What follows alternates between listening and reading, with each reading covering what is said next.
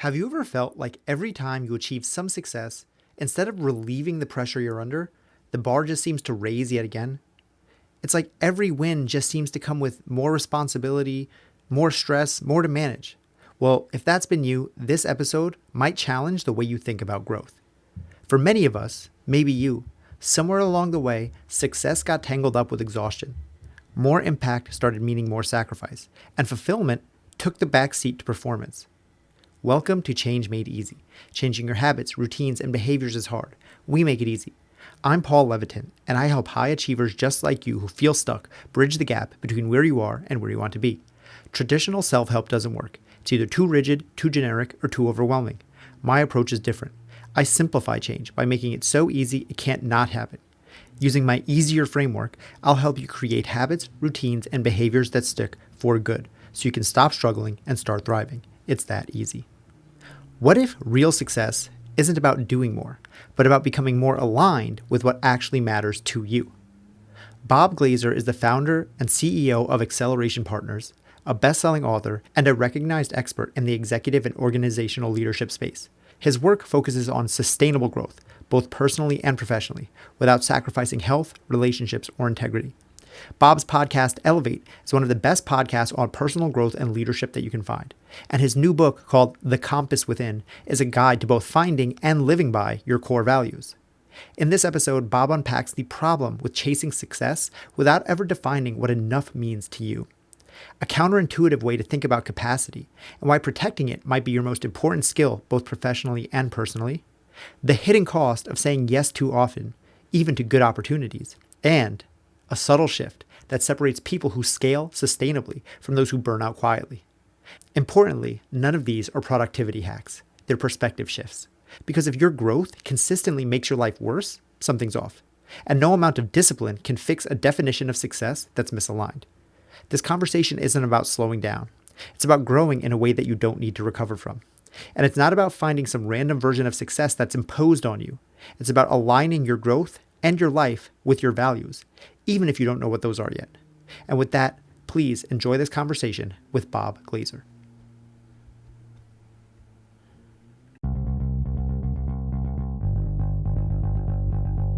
Speaking on the topic of core values, what is the difference between something that's just a deeply held belief and what actually makes it a core value? Yeah, so there are a lot of things that we believe, and maybe even deeply, and some of those things may not be true, right? I may believe that Alaska is a great place to visit, and I've never been there before. Core values are a little bit different. I think they're the non-negotiable principles that guide our behavior and decisions. They're intrinsic; they're not aspirational, right? They reflect who we've been, and these things run pretty deep, and who we are, not who we wish we were. They're consistent. They should show up across all areas of life, work, relationships, and personal decisions. And they're clarifying. They can help you make better decisions about who to spend time with, what work to do, and where to live. So that to me is the real differentiator. There are a lot of things that I believe and that are important, but they don't kind of come into that highest echelon of the closely held principles.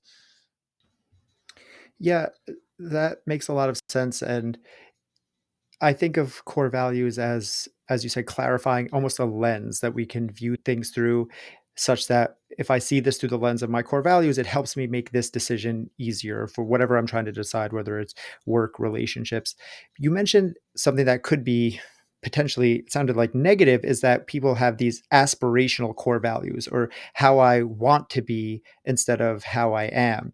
And I'd like you to expand on that a little bit, because I feel like that is one, how a lot of people use core values, and two, how we were taught to do it. Like, it's the vision boarding, or speak it into existence type of thing, of like, even if I'm not this person right now, if I hold this as a value, that's who I can become. So am I doing that wrong? Yeah, the vision board I think is a little more about goals than values, right? And where you want to go, not what do we believe.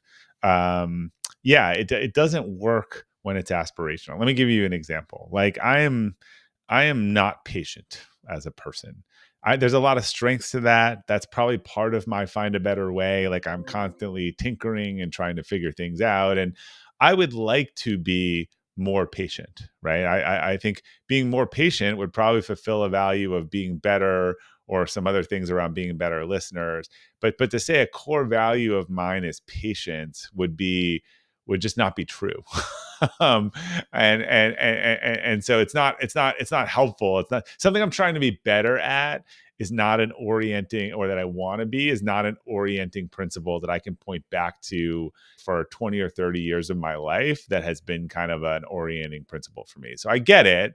We all want to be better. Sometimes we're not living up to the standard of a value that we've already identified. And so we're frustrated that we could do better and be that. And that's fine. That's just not living it. But these are not things that you want to be. The vast amount of social science and studies and cognitive philosophy and discipline says that most of these things are pretty hard formed by 20 years old. Yeah, it's interesting that you say that. So I have your book here, The Compass Within.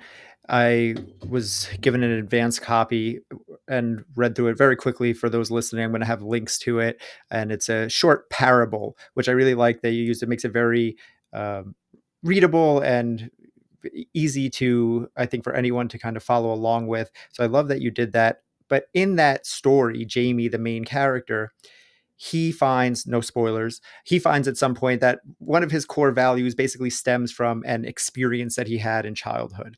And I'm curious if you found, either in your studies or in your own personal life, that is that how it works with all of our core values? Are these things that something happens, it's maybe quote unquote a trauma or something positive that happens, and that forms us into who we are? Or are these things that can fluctuate as we get older and that we could even choose as adults? Hey, 1 second before we continue. If you're enjoying this episode, if you're learning something from this show, if you're catching yourself saying, man, this is so helpful, this Paul guy is pretty smart. First of all, thank you. But secondly, if that is you, you might have asked, how can I work with Paul? Can he help me create the change I've been looking for? And if you have, you're in luck. Because after 12 years as a coach, both in person and online, for the first time ever, I'm opening up my calendar specifically to talk to you, my podcast listener. Use the link in the show notes to book a completely free coaching session. If you need help with nutrition, fitness, motivation, mindset, basically anything that goes into building your happy, healthy life, then I want to talk to you. Click the link in the show notes and let's chat. I created this podcast to help, and now I want to go deeper. This is the first time I've ever offered anything like this, and I don't know how long it'll last or how long I'll be able to keep doing it, so take advantage while you can. All right, now let's get back to the show. Yeah, it's the most common question I'm asked. A good friend of mine, Philip McKernan, who's a high performance coach who works with leaders all around the world and has done a lot about values and where they come from. I said to him when we were doing a launch thing for the book, I said, in your experience, like what percent of values come from this childhood stuff, for better or for worse? And he looked at me, he's like, a little less than all of it. And yeah, so from hundreds of thousands of conversations now, and again, all of the research about how our moral reasoning forms in our frameworks, the vast majority of it is from those early experiences, divided into things that we are doubling down on that were really important to us, and things that we're, desperately trying to run away from or do 180 degree the opposite. I think if you find people for whom like a core value emerged later in life or became a higher priority, there tends to be some sort of catastrophic something that happened later on, a relationship or health or death of someone or something that totally reprioritized. But look, I was on another podcast, sorry, cheating on you, with a host this morning, and it was a very vulnerable conversation, and he was really stressing something around health. He's like, every night I say gratitude for my health, my kids' health, my wife's health. Like health is important to me. I was like, look, well, it sounds like health is a core value. I got to ask you, like, did you grow up in a super healthy environment or unhealthy? And he grew up in a house full of alcoholics, who all died basically. And I said to him, look, if you're sitting around someone at a bar and they're complaining about their stomach and they're having 6 beers and a thing of hot wings, and he's just like getting enraged as I'm like saying this. And so I was kind of pointing that out to him. And so it's, again, it's not surprising that someone would make an orienting philosophy. And look, he had a couple other core values, and one of it was like, you own it and you do better. He's like, I came home to passed out drunk parents every way. I should have been homeless or whatever, and I just was like, I'm not going to do this. So when I hear people talk about being a victim and it wasn't on them and it wasn't their fault, like it just doesn't sit well with me. And so it was just really interesting. This morning, someone was sending me their core values from a company I spoke at last week, and he talked about being reliable and stable. That's a core value. Again, I just know to ask this question. I said, so did you grow up with a ton of instability, or did you grow up in a perfectly stable, or you had someone who was, and he's like, we were really poor and there was a lot of tough financial stuff and it was a lot of up and down. I'm like, so I get it. So I get stability becomes really important. And I am not a therapist, but one of the things I found myself, because people are trying to say, they're like, I love my parents, and I'm like, you don't have to say I love my parents, but you can say I love my parents and, like, I love my parents and they worked really hard.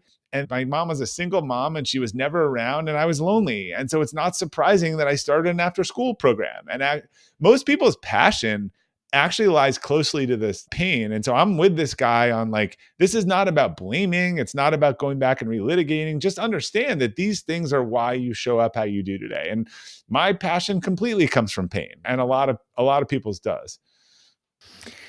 Yeah, I love that story about the last podcast you were on, and it's very illuminating. They kind of go hand in hand together. What we've talked about so far is like values are not aspirational. It's not about what you want to be, but what you are. And then Yeah. the next logical step is like, okay, well, that comes from how you were raised or the things that happened to you so far in your life. And when I hear it that way, then I think of it more as a a way to figure out how to live.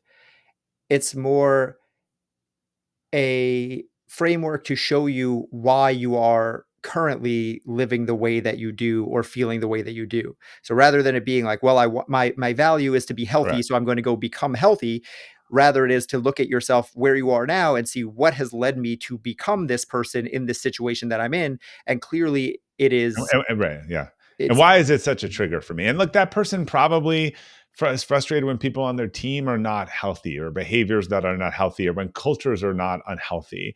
And that's a great thing, but you got to understand where it came from, because every strength overused is a weakness. I think that's my definition. You can take any core value that's a good thing and you can overuse it and it becomes problematic for you. And I think that's what a lot of us do. So if you don't have that self-awareness, you're often turning a strength into a weakness. He might totally offend someone who's got a health problem that they can't control, right? And so that was a interesting example of that. Yeah, every strength overused is a weakness is a great quote. Recently, I think it was in one of your newsletters, you spoke about building a core value supervillain. Can you explain what that is and maybe who your supervillain is? Yeah. So I want to be clear, because some people, like, the supervillain is a hypothetical, and it could be a collection of behaviors, not a person. But a supervillain is someone or a collection of behaviors that completely represents the inverse of your core values all in one interaction. So if we laid out all your core values, I could, if I'm fast enough and creative enough, be like, how does it feel if you're hanging at the party with this person and they're all the opposite of your core values? And you should start getting like that last host did and get like red in the face and be like, please get this person like away from me. Um, so that's the concept. I was coaching someone, a CEO I work with, a few weeks ago, and he's been incredibly frustrated over this issue. And we were also working to finish his core values, and we had most of them kind of done, and so frustrated over this issue, and it's just been like dragging him down. And actually, like, I was like, this is angering you so much. Let's use this as a test. Let's filter this against the core values. And when we went through the list and finalized it, this interaction violated literally all of his core values in one interaction. So I was like, it's your supervillain. No wonder why. Look, if I told you what it was, it wouldn't sound like even that big of a deal. But to this person, it just touched on the opposite of all of those. And that is the concept of a supervillain. It's the opposite of multiple core values. So what would your supervillain be? Yeah. So behaviorally, my core values are find a better way and share it, health and vitality, self reliance, respectful authenticity, and long term orientation. So this would be someone who is in the room talking about how I can't get better. They're having 6 beers. They're talking about their trust fund. They're being completely disrespectful. And they're talking about the crypto scam that they're trying to like make money off this week. Like it would be like, please throw me out of the window. Like I need to get away from this person. So, I've learned to identify that, and I think this is a struggle for people too around family and friends and people who's a core value violator, but they come with someone else who you're really close with, and you just part of it is that recognition. Oh, they're just going to say these things. They're going to start talking about again to my sort of self-reliance. They're going to talk about their trust fund again and how they're annoyed at the administrator because they're getting the distributions late and like I just need to like put up a wall and sort of like just ignore that because I know that like that violates my core value of self-reliance. They're spending all this time talking about their dependence basically. Yeah, that makes a lot of sense. I can see why someone would viscerally feel affected by that when they're going against so many of these deeply held beliefs.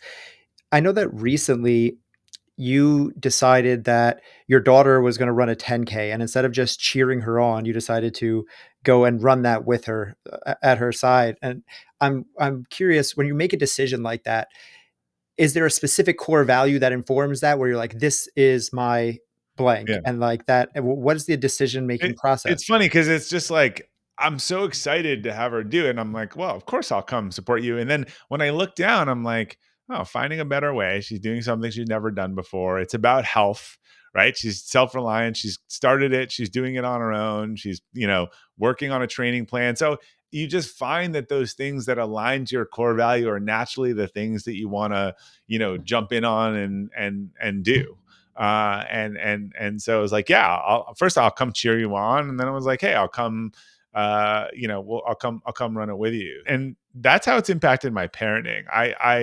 I started kind of giving myself permission to not worry about the stuff that I'm not good at or I don't want to do, and I show up best as a parent doing I'm great with my kids on ropes course or giving them feedback or helping them be independent or doing something that's kind of healthy with them like naturally like you're gonna show up for your family like best in alignment with your core values. Yeah, it brings to mind a quote. I don't know if it's a quote or a common kind of cliche in the self-help, self-development space, which is something like, when the no is clear, the yes is easy, or something like that, right? It's like when we know what to say no to, and we can hold that line, it makes us more able to pour into the things that actually do matter, and the things where we can best spend our finite amount of time.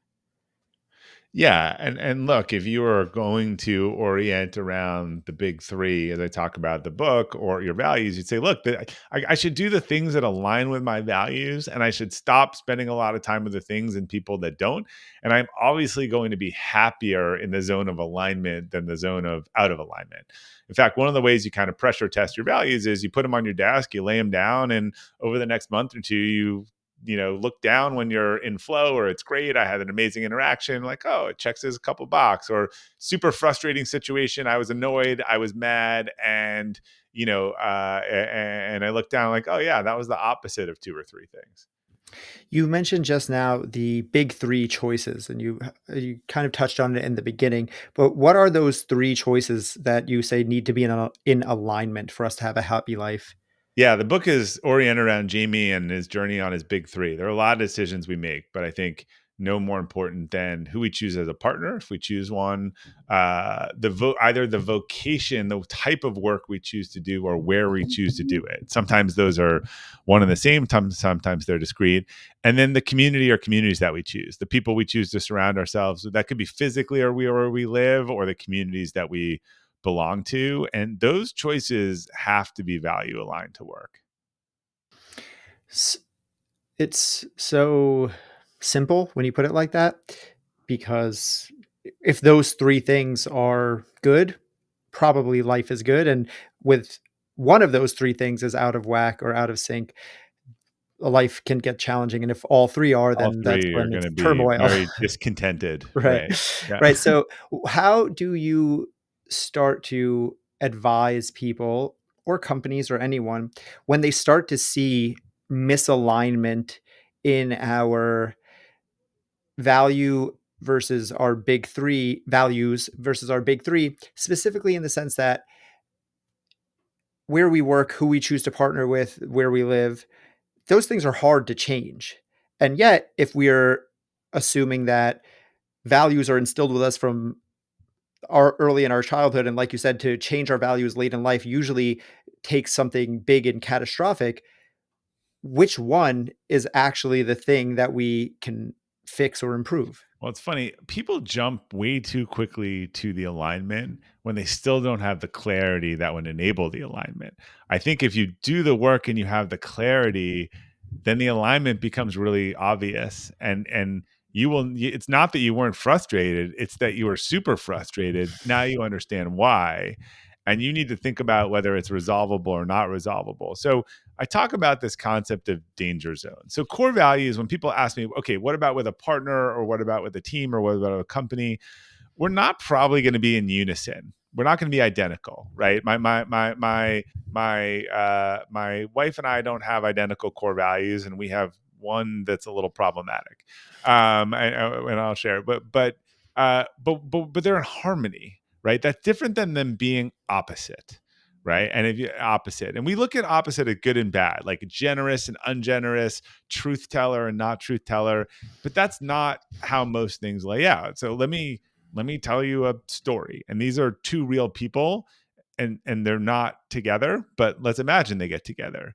So Jane was 10 years old when her mom was told that she was dying from cancer and had a year to live. And Jane and her mom lived 7 years. And so Jane spent all of her teenage years that there is no tomorrow. If we're going to celebrate it, we do it today. We do the birthday, we do the thing, whatever. There's literally no tomorrow. And so that became a protective mechanism for Jane. And that is her orienting philosophy in life. She beats this nice guy named Rory. Now, Rory had a gambler dad, who also drank and always blew their family money. And he had to work to always figure out what was next in college. And so he is very much a plan for tomorrow, save and plan for tomorrow person, right? And both of these came from very formative experience that drove their operating system. So what happens when Jane and Rory date and get married? Well, this is a danger area, right? He doesn't like to plan ahead, and he very much believes in saving. Now, they might be able to get around this through some conversation and some self-awareness, where they say, look, it's really important to me if we save $1,000 a month, and I don't care what you spend the rest on, right? And we plan one family vacation a year in advance, and you plan one impulsive vacation, and I just go, and we both kind of learn how to navigate on this. But imagine if I picked 3 other examples like that, where these people are married and they come to the table with the opposite operating system on 4 of these things. That's a tremendous amount of energy to consume every day. Yeah, it's as you're speaking, I'm just kind of like nodding my head along, and it's funny yeah, as a story about a potential relationship, but I can also see this in a work relationship with Yeah, a manager and a subordinate or a correct. business And they'd partner. have no idea. They've never had this discussion. And I've heard these. I have heard a fight about a budget. This is in one of my presentations with someone I knew who was not heard as a kid and felt really important that people are heard and listened to, with someone who ended up in finance and like in a controller world, who grew up dirt poor and in an environment where they were told not to waste and make every penny count. He feels that she's being incredibly wasteful and never talks about things that she can cut. And she's feeling like he is not listening to her. And they are probably never going to get around those types of disputes without some, if they self-awareness or willing to discuss that. So this stuff shows up in our leadership at work. The difference is, are you driving the steering wheel because you know it and you can communicate, or is this a little bit like driver's ed, where there's a hand on the wheel on the other car and the car's going all over the place? Because these things define your leadership. The really great leaders know it and communicate it. The not so great leaders are driven by, it's the iceberg under the water. is how I explain it.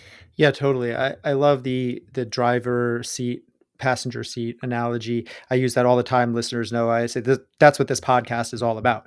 Are you in the driver's seat of your life? Are you in the passenger seat where life is happening to you? Right. And as we're talking, we talked about a romantic relationship. We talked about a work relationship. You talked about your parenting. All of these things follow the same rules, which tend to be that if you know your core values and act in alignment with them, things become easier. And if you are out of alignment with your core values, things become harder. So now at this point, it seems only prudent to ask, how do we figure out what our core values are? And I know that's the point of the whole book. And again, people can go and grab that. Yeah. But if you have, I know that in the book, you have 5 questions that the main character Yeah. goes through. So if you wanted to, we don't have to go through all 5. If you want to, we can, or just quickly touch on like 1 or 2 of the Yeah. most impactful ones. So as you get to the end, there's actually 6. We made it easier. And I have these because people are always trying to probably write them down on these podcasts. And so people ask me too. So if you go to robertglazer.com/6, there's both the 6 questions and a video of me filling them out. So if you want to do this exercise, like this is the place to start. It's robertglazer.com/6.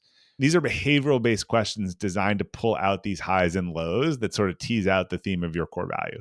So, simpler one. In what professional roles or jobs did you do your best work? And the answer is not Price Waterhouse, right? The answer is when I worked in accounting and I was given autonomy to run my own team and talk to clients, and like you got to actually describe like what was it about it. There's more of a serious one. What would you want said about you in your eulogy? Like, how do you want people to talk about you and the impact you made? This is one of my favorites. What help, advice, or qualities do others come to you for? Like, if you really think about that, like, what are people always coming to you for? That's sort of tends to be your special ability. And then there's some opposite questions, because we talked about how opposites really are a pressure test on the core value. So, like, what are qualities in other people that you really struggle with? So you would answer these questions. And if you don't want to do all the work in the book or the course, which is part of the book, I find that people who do this, spend a half an hour with this couple, look at the list and they're like, I did not expect that to come up 5 times, or that word. And then it's starting to form those into themes and running them through my core validator, which really is the point of differentiation from almost any other core value exercise that I've seen. Yeah, and again, for those listeners, I'll have the link to that in the show notes as well for anyone listening, so you can go and watch Rob do it in real time. Also, again, the book is short and easy and fun to read, so I do recommend getting it and actually going through this for yourself. I recently finished the book and I did this myself, so I have my own core values written here, and it's different. It is different than anything I've ever come up with in the past. Meaning, I've done lots of core values activities in the past. I've been in this space for almost 15 years, and this is nothing new in theory, but in practice, it was different because of the validator and also because of your emphasis, I believe, on things being more of a phrase Than a than a word. simple Yeah. word. So could you expand on that a little bit? What's kind of funny, and when I do my presentation on this, I show like all the company core value stuff that you see and acronyms, and everyone's like, oh, like this is such garbage, right? Like heart and this and shape and whatever. But then when we talk about personal core values and you go look at all the exercises and the courses and the stuff, people give you a keyword list and they tell you to pick from these 1-word platitudes, and that's your core value. So it's kind of funny that we like throw up on the corporate side of it appropriately, and then we do the same thing on the personal side. So I don't think 1-word core values can be actionable or decision oriented. Common ones are integrity and family, and I've heard 10 different definitions of integrity. And how does family help you in a leadership context unless you understand what sits below family? Like how you show up for your family and what you define as family probably is a deeper core value that would help you across all these different spectrums of community and otherwise, which is like maybe it's making people belong. Maybe for your family, you feel included. And so that's what you do in the workplace and you do with your friends. And maybe because you felt excluded. And for another person, it's about trust. And for another person, it's about defending the people closest to you. To me, that's not my definition of like family is very important to me, but I do not believe in like, I call it the drunk uncle. When people say family, I'm like, the drunk uncle is like inappropriately grabbing people at the wedding. And you go, oh, that's not okay. Or, oh, he's family, so now we start to understand really what family means, right? In different contexts. So if you run through these steps of validation, which is if I take these themes and I group these words into theme, can I use them to make a decision, past or present? Because if the theme's not going to be a decision oriented thing, then it's not going to help you. The thing that everyone loves about this the most is the anti-value test. If you think about the opposite, is it really painful and it strikes a nerve? That's how you know something is a value. Because when a value is violated, it feels horrible. We talked about inventing the opposite archetype. Like if I sense that someone's core value is generosity or giving or stability, let's go with a stability. I'm like, how do you feel with someone who comes in and they're like guns a blazing and they're like and they're like viscerally uncomfortable. Like this person is not reliable, not stable. This is the opposite of my value. So those are, did I get the right theme? The 3 and 4 questions are: is it a phrase rather than a word, so that it's distinctive and I know what it means?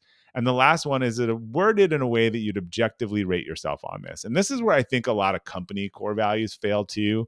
I was arguing with someone about the company core value of a nonprofit, and they wanted to be celebrate diversity. And I was like, you're never going to say that in a performance review. Are you going to say, hey, Paul, on the discussion yesterday on the sales call, you did not celebrate diversity? Like, it just sounds so awkward.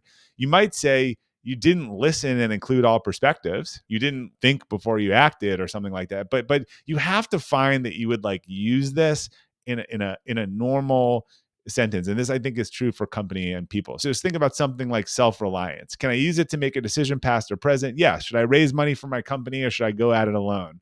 Well, I'm kind of a go at it alone person. Can I imagine what is the opposite of it? Like people that are super dependent and needy and drives me crazy, right? Is it a phrase rather than just one word? Yes. And can I objectively rate myself on it? Yeah, I can be like, look, you know what? I haven't been stepping up as much. I've been too dependent. I've been waiting for things to happen to me. That's the threshold of a core value that really helps you make better decisions.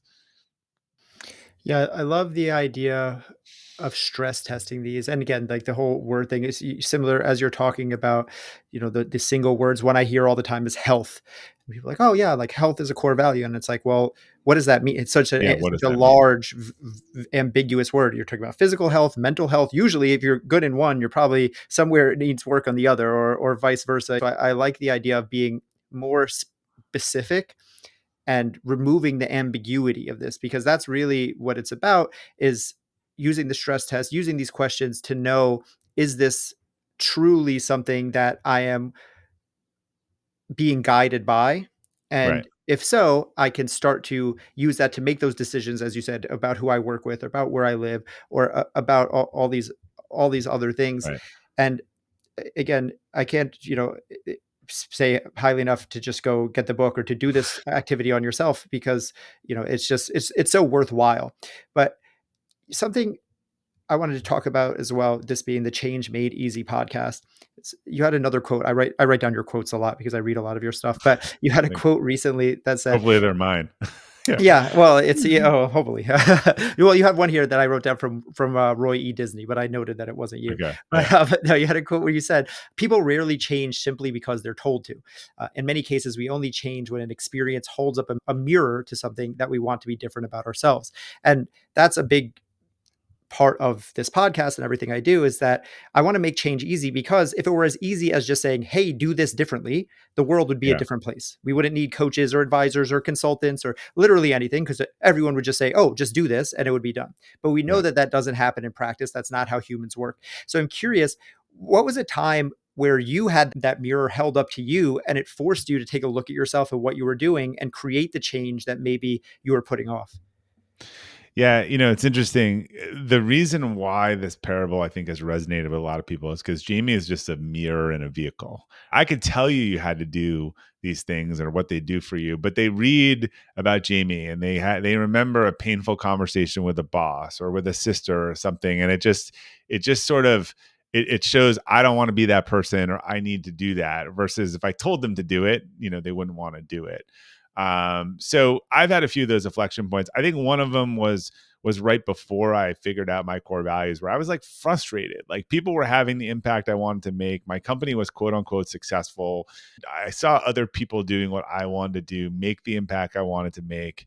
that's when I started kind of leading into my writing. And that's when I kind of figured out my values. And I think what finally got me over that bridge was figuring out what is it that I value and leaning into that, 2 and 3x. And I like to say, like, it didn't occur to me until a couple of years ago when I was backstage for a speech and someone was reading my bio, and I realized that there was only one line, that Robert Glazer is the founder of Acceleration Partners, that was actually before my core values. Every other accomplishment that was listed was after, when I sort of figured that out and leaned into it. So I had a lot of frustration, but because I wanted to change, but I didn't know into what and how. And I agree with you. Like, it's really, what is the quote? Everyone loves progress, no one loves change. And a lot of this work is actually predicated, ironically, in that you are not going to change a fully formed 40-year-old adult in the workplace. Like, I lead from my core values. I can change my awareness of it and my understanding of it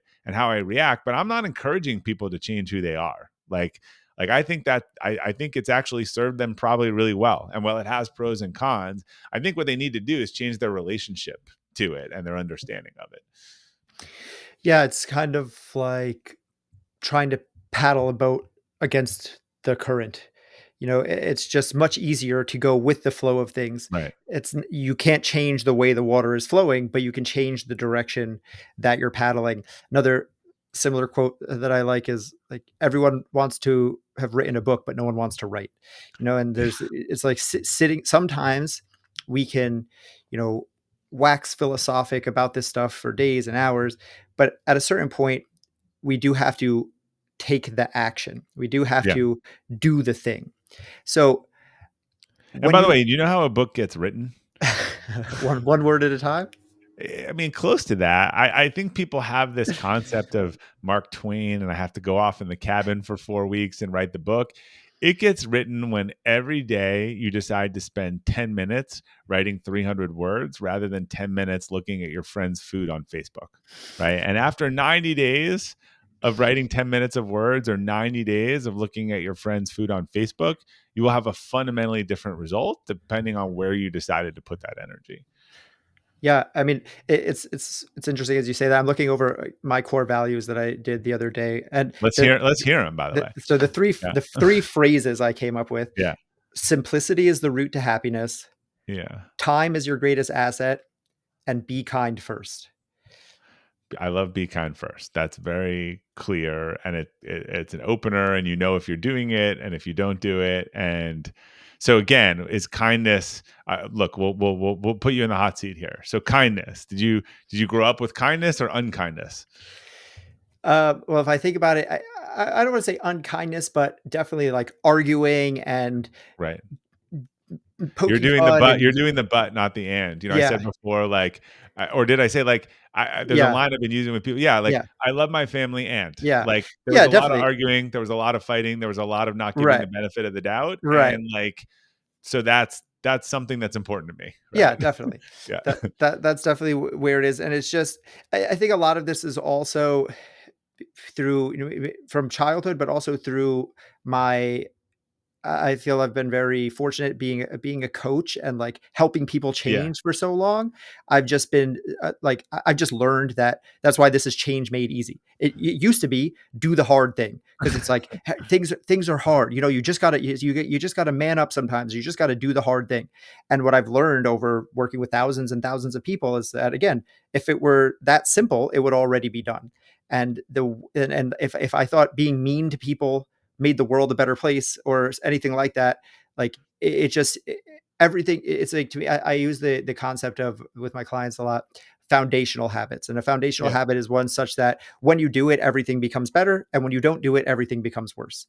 So for me, that, like, leading with kindness is foundational in that every interaction I have will be better if I do it, and if Right. I don't do it, probably life is going to be harder. Right. So you're at the party and you see someone walk up to someone else next to you and just insult the guy next to you for no reason. Like, is your blood boiling? Sort of. Well, I'm still from New York, so if it's a funny insult, I might laugh. But in general, yes, it's just like I want. So that's why I got the other two. So I know simplicity is a route to happiness was like a little bit. I'm still like kind of that's the one I feel the most sure about, because it's like, how do you Yeah. really check that? But it's like, I think about if someone, I'm at the party, someone's being mean, they're also like trying to kind of talk over people about how hard it is to do X, Y, and Z, how like their way is the right way, and that you have to figure it out, and try laying out this complex, convoluted plan that, I can help you, but only I can help you. And it's going to look like this. And like, that is the type of thing where I'm just like, no, it's not that hard. As you said, the book gets written when you show up every day, day after day, Yeah. and shut up. And It that's might it. just be, ironically, the value may be too long, and it might just be keep it simple Mm-hmm. or first principle or something like that, Mm-hmm. right? Because Mm-hmm. you want to see yourself, as I said, saying it every day. Mm-hmm. So like, or simple is better, right? And Mm-hmm. so you just don't like people who make things. I have a huge distrust of people who write like really long responses that say nothing, and things. I feel Right. like a lot of scams. So you're laughing in this, and I'm like, there used to be in our industry, like the fraudsters and affiliate marketing. I would say, can you explain what your marketing tactic is to me, because your sales are really good? And they would write me a 42-page explanation back that made no sense. And I'm like, just show me a picture. Just tell me like what you're doing. Like this is way too much complexity. I'm skeptical of people who can't explain things simply. Yeah, that's exactly. I'd say, Yeah. simplicity is, keep it simple, right? Right. Right. I'm Keep it simple. Or right, right. right, Ironically, you can't make the r- simple core value simple, which is right, but keep right. it simple, or simple is better, is probably like your core value. Right. And those kind of then that kind of overlaps almost with the time thing, because the reality is Yeah. simplicity and complexity is, it's about time, and people make things Right. too complex, they're taking too much time. So I think I still have Don't some more so noodling to people do. who waste your time and Right. are complicated. See, you guys can't all see him now, but he's giving the visceral reaction of don't like that, right? Yeah. Yeah, and then they're mean on top of it. Right. That would be my super Mean, villain. time wasting, complicated people. Yeah. So you probably don't like politicians because they just say a lot of stuff that like doesn't, it's like word salad, and it's like it doesn't make any sense. Yeah, it's funny. One of my clients was just talking to me. He was like, "Oh, did you watch whatever on the news?" And I was like, "I don't watch the news." And he was like, "What? Yeah. You don't watch the news?" And I was just like, "No, it just feels like the biggest waste of time, and I don't want it to zap on my Waste of energy." time. It's threatening. It's not like it's all about making people get riled up, right? Yeah, Yeah. so I'm right there with you. And again, I think that, to your point, you make this point in the book, and also that it's not just a static thing. Like, it's a worksheet. It's a course even that you offer. So this is something that I will continue to noodle on. Right, I have Yeah. them on my desk, and I'm going to kind of come back to these. I just did this last week, so I'm still coming back to it and Yeah, you seeing if should be it road sits you're with road me. testing them, and Hmm. all of the materials contained in the book. What the course does for people, and it's only $100, but it provides all the scaffolding. It walks you through the training, it reminds you every week for kind of, and it just helps for people who want the scaffolding around it. But all the information on how to do this work is in the book. Yeah, yeah, totally. And I appreciate how easy you've made all this. So the last two questions, Robert, that I want to ask are the same two questions I ask all my guests. And the first is, what is the change that you want to see in the world? Well, I'll be selfish on this. I would like to see us move from, we are in a mode of tribalism now, and I think tribalism is a lack of clarity in your values. It is actually from a place of weakness, because if you're clear on your values, you don't need to join teams and feel like you need to belong. And otherwise, you say, look, like, I like this thing from you guys, and I don't like this thing. It's not a all or nothing. And so I really believe that if we could get deeper clarity on our values, we could break a lot of the tribalism that is kind of tearing down our society today. Yeah, I totally agree. That's huge. And again, points to the power of this topic and the power of core values. It goes far beyond personal anything, and this is literally for the world. So Yeah, I love that you brought that up. And the last question: if you had one action step that listeners could take right now, today, as soon as this episode ends, as yeah, soon as they take their headphones out, to start making whatever change they're trying to make in their life just a little bit easier, what could they do? yeah. I would go to robertglazer.com/6. I would look at those 6 questions. I would grab a cup of coffee tomorrow, and I would answer them and see what comes out for you, because I think you'll get some hints. And if you're trying to make change and make it easier, you want to go into the things that you're aligned to. So I know that's the easy answer, but I really do believe that first step unlocks a lot. Yeah, totally. And I agree. I have links to that in the show notes if you're listening, if you're on YouTube, wherever you are. So, yeah, I think that that's a great action step to leave. Thank you so much for being here, Rob. I also, for anyone listening, I've purchased 5 copies of Rob's book, The Compass Within, and I'm going to give it away to anyone who comments, who leaves a review, a 5-star review on Apple iTunes. Talking about this Oh this man, you're episode now and my best friend. Love you. Thank you. so anyone, if you want a free copy of the book, just go leave a 5-star review. The first 5 people to do it will get a free book from me. Thank you so much for being here, Rob. I really enjoyed this conversation. Thank you for having me.